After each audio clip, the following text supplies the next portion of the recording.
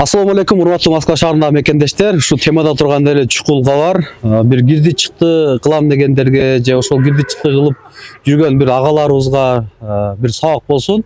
Бактагабыз 2 күн мурун мага кайрылды эле.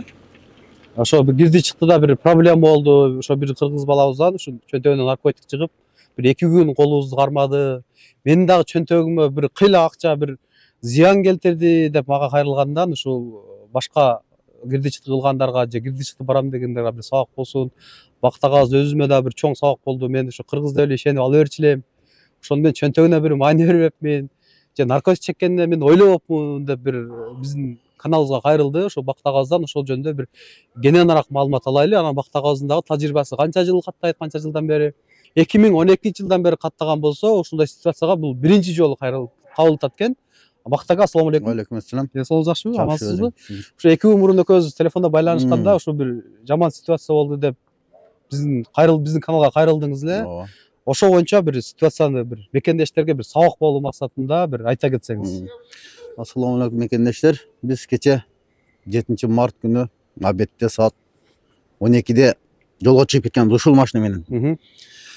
Эми бала келген, көздөрү кызарып турат эле, мен эми уйкудан калганмын деп ойлогон. Доштон чыгып, Мен деле көңүл бурган эмесмин. Аркада отурган жөнөдүк. Кудайга шүгүр жолдо гайд тосподу вообще. 8 күнү эртең менен саат 6-да границада болуп калдык. Россия границада. Россиянын границасынан өттүк, Казакстанга бардык. Саат 7-де эртең менен саат 7-де Казакстанда болдук. Биринчи мен өттүм. Аркамдан бир кыз өттү. Анан ошол бала турат эле катарда. Ит келип баарын жыттайт эми. Жыттаганда ошол баланын көкөрөгү асылып туруп эле чөнтөгүгө салып туруп алды. Туншугун салып туруп алды. Анан казактын солдаттары алып бир кабина бар да. Ошол жака алып келди, чөнтөктүн опус кылды. Чөнтөктөн чыкты. Аны мен билбейт экенмин. Андай көргөн эмесмин өмүрүмдө. Боз какой-то бир конфетке окшогон нерсе эки бүдүр чөнтөктөн чыкты. Химия экен ал. Ошого эми статья бар экен кыргыздар. Анан менттер чакырды Казакстан. Анан таможнядан бир 80 километр кирдик районго. Бардык пассажирлер менен баарыбызды отпуск кылды. Машинаны текшерди. Баарыбыздан меми жаздырды. Объясните. Не бар? О баланы таанысыңарбы? Жокпу? Каерде көргөнсүңөр? Бирсиңерби деп. Биз айттык. Пассажир болуп келди, алып келдик. Чеккенди биз барганда келгенде чөнтөгүн текшеришке акыбыз жок биздин. Ошонтип алып келдик. Эртең менен саат 10-до алып барды биз ал жака. Кечки саат 10-до коюп берди. 12 саат ачка ошол жерде турдук. Казакстанда. Же рубль албайт алар. Анан баарыбызды чыгарып койду, машинаны алып калды, ал баланы алып калды. Анан ал бала не болот эми? Десем, или 250 миң штраф салат деди. Или 1,5 жыл 2 жылга камалат деди. Ошол ситуация деди. Ушундай өмүрүмдө биринчи жолу кабылышым. Ушунча каттап ошо жолдо жүрөм. Анан эми сиз кыргыз деп эле ишенебиз. Кыргыз деп ишенебиз да биз. 6 адамдын жоопкерчилиги мойнунда турат. Алар жеткиришим керек мен Москвага. Анан алар менен сүйлөшүп, казактар менен сүйлөшүп, бирөөдү ортого салып жүрүп, 100 миң рубльге чыгардым аны.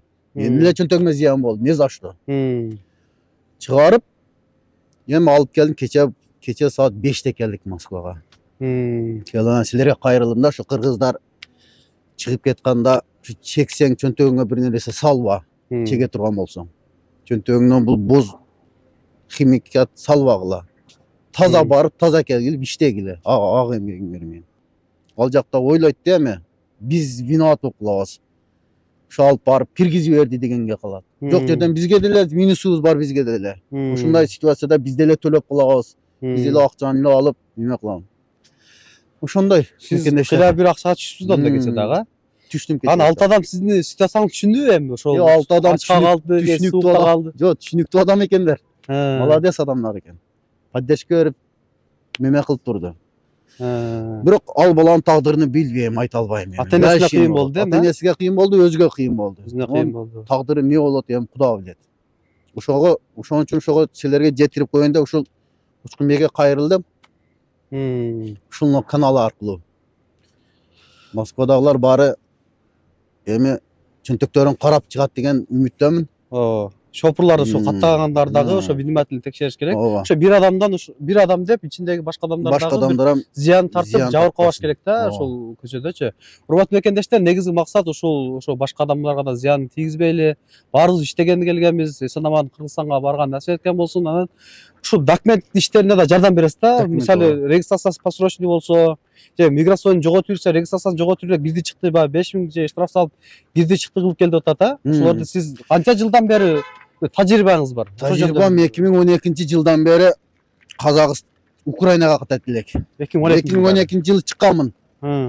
Анан 2012ден 2014 жылы уже Украинанын документине печатын кабыл албай койгон бир Россиячы. Анан Казакстанга ката баштаганбыз.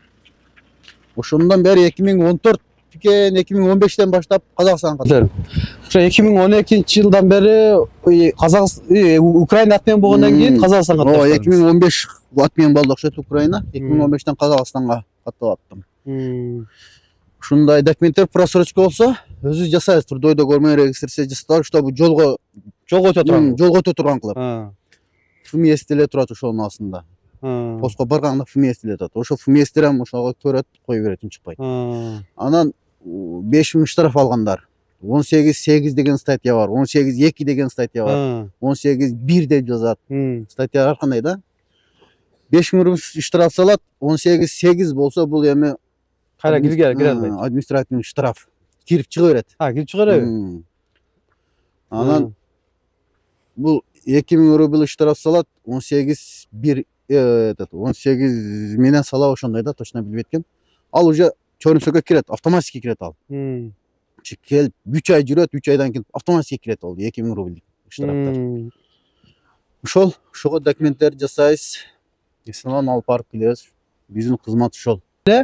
Ушул кыйналган эже карындашыбызга, муктаж болгон эже карындашыбыздар бул намыстанбай, уялбай чалып бериңиздер. Ошолорду дагы бекер апарып келем дейт Рамазан айынын урматына. Тамагы ham менин мойнумда. Тамак ашы дагы өзүнүн мойнунда экен. Ушул эже карындаштар намыстанбай, эгерде чыныгы муктаж болуп аткан болсоңуздар, Бакыт агамдын номерине чалыңыздар, сиздерди акысыз апарып алып келет Рамазан айынын урматына. Андыктан Бакыт ага Алла ыраазы болсун, ишиңизге ийгилик, ар дайым машыгыңыздар шамал өтө берсин. Мекендештерге кызмат кылып жүрө бериңиз. Анан дагы силерге бир нерсени айта кетейин. 2013 жылдан 2024 жылга чейин такси кызматына лицензия жасатам десеңиздер, ишеничтүү ушу кыргыз жигитибиз өзү базадан чыга турган такси жамаатына лицензияларды жасайт. Мен адрестерин, телефон номерлерин ушул жерге коюп койдум, лицензия деп. Андыктан ошого байланышыңыздар. Биздин каналдан барсаңыздар дагы силерге арзандатуу кылып берет. Урматтуу Москва шаарындагы мекендештер, эгерде сиз жакын арада Казакстанга кирип чыгууну ниет кылып жатсаңыз, сизге тажрыйбалуу да сыккан айдоочу Бакыт мырзаны сунуштайбыз.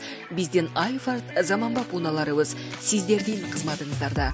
Узак жолдо сиздер үчүн ыңгайлуу жана кийинен алдын ала документти кара тизмеден текшеребиз, мөөнөт өтүп кеткен документтерге жардам беребиз. Без пересадкасыз өзүбүз түз алып кирип чыгабыз. Биздин дарек Метро проспект Мира 39А. Толук маалыматты бул номерден алыңыздар. +7977 852 0081.